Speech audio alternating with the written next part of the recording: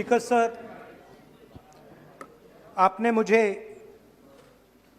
सदन में बोलने का मौका दिया, इसका मैं बहुत बहुत आभारी हूं।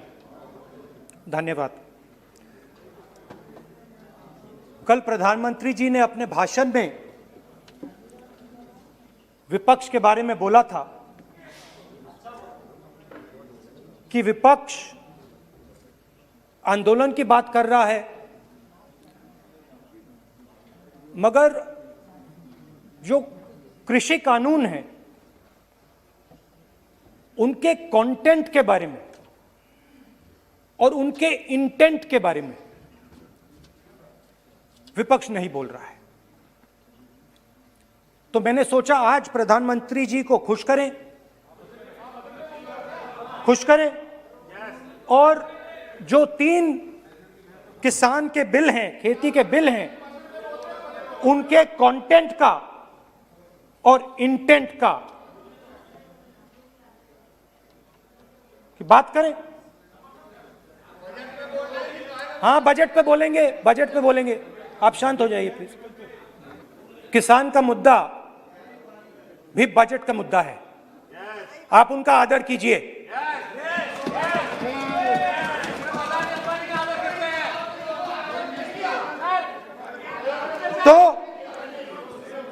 तो बात है कि इन 3 कानूनों का कंटेंट और इंटेंट क्या है। तो पहले कानून का कंटेंट क्या है?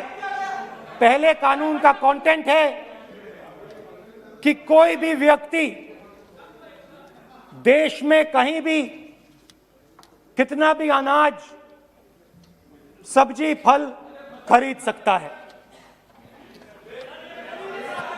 जितना भी खरीदना चाहता है खरीद सकता है। तो अगर खरीदी देश में अनलिमिटेड खरीदी होगी तो मंडी में कौन जाएगा? मंडी में कौन जाके खरीदेगा? तो पहले कानून का कंटेंट मंडी को खत्म करने का है। इसका लक्ष्य मंडी को खत्म करने का है। दूसरे कानून का कंटेंट क्या है कि बड़े से बड़े उद्योगपति जितना भी अनाज, जितना भी फल, जितनी भी सब्जी स्टोर करना चाहते हैं वो स्टोर कर सकते हैं, कोई लिमिट नहीं। जितना वो होल्ड करना चाहते हैं कर सकते हैं। दूसरे कानून का कंटेंट एसेंशियल कमोडिटीज एक्ट को खत्म करने का। दूसरे कानून का कंटेंट जमाखोरी को अनलिमिटेड तरीके से हिंदुस्तान में चालू करने का। अब तीसरा भी कानून है। तीसरा कानून का कंटेंट जब एक किसान हिंदुस्तान के सबसे बड़े उद्योगपति के सामने जाकर अपने अनाज के लिए, अपनी सब्जी के लिए, अपने फल के लिए सही दाम मांगे तो उसे अदालत में नहीं जाने दिया जाएगा। तीसरे कानून का कंटेंट, आपको याद होगा सालों पहले फैमिली प्लानिंग का एक नारा था, आपको याद होगा, हम 2 हमारे 2। अब मैं इंटेंट की बात करता हूं, कानून के इंटेंट की बात। आज क्या हो रहा है, जैसे कोरोना दूसरे रूप में आता है वैसे ही ये नारा दूसरे रूप में आया है।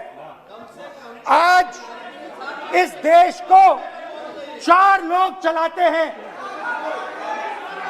हम 2 और हमारे 2। जैसे उस टाइम नाम सब जानते हैं, आप बोलो, आप डिस्टर्बेंस मत। हम 2 हमारे 2। ये किसकी सरकार है? हम दो, हमारे दो की। माननीय सदस्य इधर तो आप आसन को पहले कानून का इंटेंट बताता हूं। आप आसन को संबोधित करें। पहले कानून का इंटेंट माननीय सदस्य आप आसन कि हमारे दो मित्रों में से एक जो सबसे बड़ा मित्र है उसको पूरे हिंदुस्तान के अनाज, फल और सब्जी को बेचने का अधिकार, यह है पहले कानून का इंटेंट। नुकसान किसका होगा? नुकसान ठेले वालों का होगा, नुकसान छोटे व्यापारियों का होगा, नुकसान जो लोग मंडी में काम करते हैं, लाखों लोग, उनका होगा। अब चलिए दूसरे कानून की इंटेंट की बात करते हैं। दूसरा कानून का इंटेंट दूसरे मित्र की मदद करने का है। दूसरे मित्र को पूरे देश में अनाज, फल और सब्जी की स्टोरेज की मोनोपोली दी जा रही है। आज दूसरा मित्र 40% हिंदुस्तान का अनाज अपने साइलों में रखता है। ये कांग्रेस पार्टी की बैठक नहीं है, ये सदन है। फल और सब्जी अगर बजट में साइलोज में रखेगा। ये सभा नहीं है। प्रधानमंत्री कहते हैं सर मैं अध्यक्ष जी आपको कहना चाहता हूँ, जब आपने बजट के लिए चर्चा के लिए पुकारा तो मैं बता रहा हूँ, एक मिनट बैठिए। माननीय सदस्य, आज बजट पर चर्चा है, मैं आग्रह करता हूँ। प्रधानमंत्री कहते हैं बजट पर कि मैंने ऑप्शन दिया है। हाँ, आपने ऑप्शन दिया है। 3 ऑप्शन दिए हैं। पहला ऑप्शन भूख, दूसरा ऑप्शन बेरोजगारी, तीसरा ऑप्शन आत्महत्या।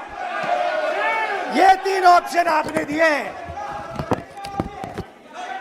अब देखिए मामला क्या है। मामला यह है कि हिंदुस्तान का सबसे बड़ा बिजनेस, सबसे बड़ा व्यापार एग्रीकल्चर का है। अब बजट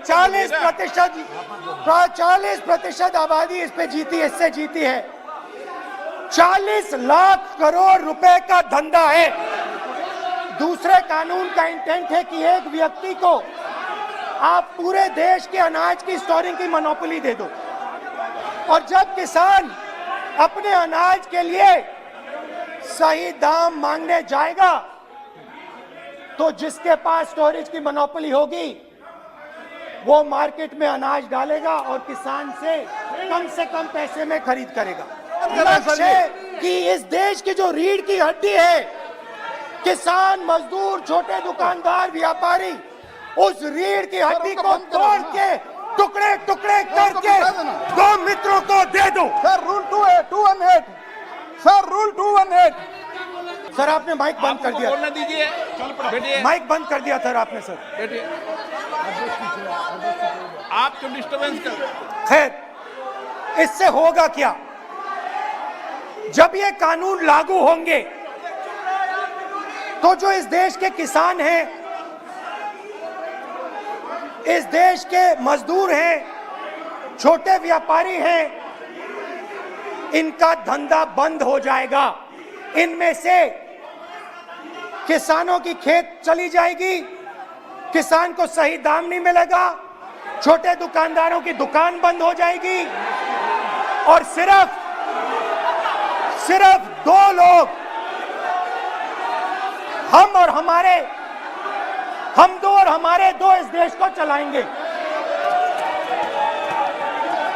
हिंदुस्तान का फूड सिक्योरिटी का सिस्टम है वो नष्ट हो जाएगा, और पहली बार सालों बाद एक बार फिर पहली बार हिंदुस्तान के लोगों को भूख से मरना पड़ेगा। रूरल इकोनॉमी नष्ट हो जाएगी और ये देश रोजगार नहीं पैदा कर पाएगा। ये नई चीज नहीं है। ये आप मत सोचिए कि ये नया अटेम्प्ट है, पहला अटेम्प्ट है। ये पहला नहीं है। ये काम प्रधानमंत्री ने हम 2 हमारे 2 के लिए पहले नोटबंदी में शुरू किया था। पहली चोट नोटबंदी थी। आइडिया किया था गरीबों से, किसानों से, मजदूरों से उनका पैसा लो, बैंक में डालो और हम दो हमारे दो के जेब में डालो। स्मॉल मीडियम सेक्टर को खत्म कर दिया, किसानों को बर्बाद कर दिया। वहां नहीं रुके, फिर गए जीएसटी, गब्बर सिंह टैक्स, 5 अलग अलग टैक्स, और फिर से उन्हीं बेचारों पर आक्रमण, उन्हीं किसानों पर, उन्हीं मजदूरों पर, उन्हीं व्यापारियों पर आक्रमण। फिर कोरोना आता है। कोरोना के समय मजदूर चिल्ला चिल्ला के कहते हैं हमें बस का टिकट दे दीजिए, हमें ट्रेन का टिकट दे दीजिए। नहीं नहीं नहीं, तुम्हें नहीं मिलेगा, तुम पैदल घर जाओगे। एक मिनट माननीय सदस्य प्लीज। मगर टैक्स माफ जरूर होगा, माननीय सदस्य जरूर होगा। माननीय सदस्य 5-10 उद्योगपतियों का टैक्स होगा। माननीय सदस्य प्लीज। तो पहले नोटबंदी, फिर जीएसटी, फिर कोरोना के समय उन्हीं 4-5-10 लोगों को पूरा का पूरा कर्जा माफ, 10 लाख करोड़ रुपए जो भी था कर्जा माफ। मगर हुआ क्या? हिंदुस्तान का रोजगार का जो सिस्टम है, जो स्मॉल एंड मीडियम इंडस्ट्री है, वो खत्म हो गई। आज ये देश रोजगार नहीं पैदा कर सकता है, सीधी सी बात। और आज नहीं, कल भी ये देश रोजगार नहीं पैदा कर पाएगा, क्योंकि आपने इस देश की रीढ़ की हड्डी तोड़ दी है। किसान की, मजदूर की, छोटे दुकानदार की, स्मॉल मीडियम बिजनेस की रीढ़ की हड्डी तोड़ दी।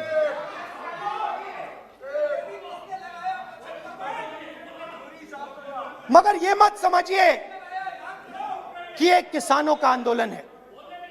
ये किसानों का आंदोलन नहीं है। आपको बात अभी समझ नहीं आई है।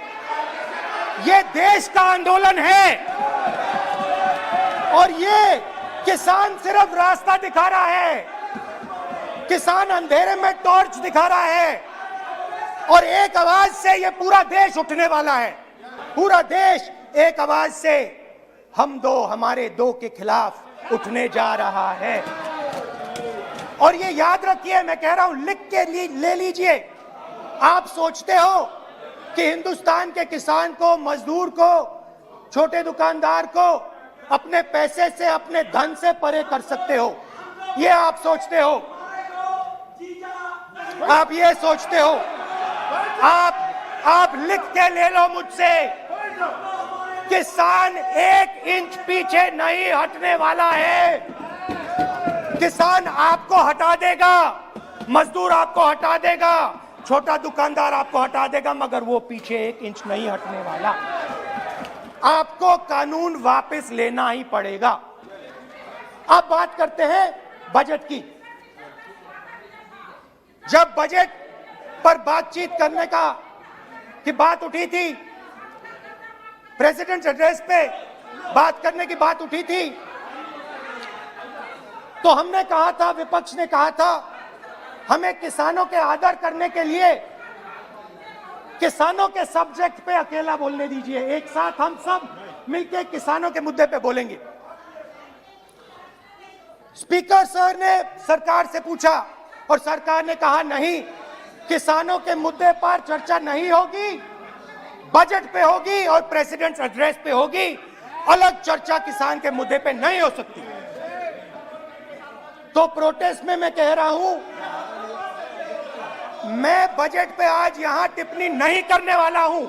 मैं आज सिर्फ किसान के मुद्दे पे बोलूंगा और उसके बाद मैं अपना मुंह चुप कर दूंगा।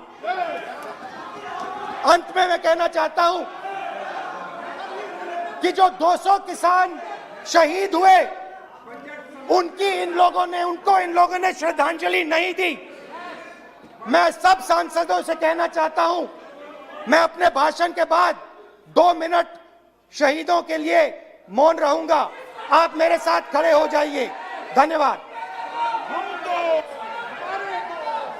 अगर आपने हमारे चैनल को सब्सक्राइब नहीं किया है तो चैनल को सब्सक्राइब कर लें और बेल आइकन दबा लें।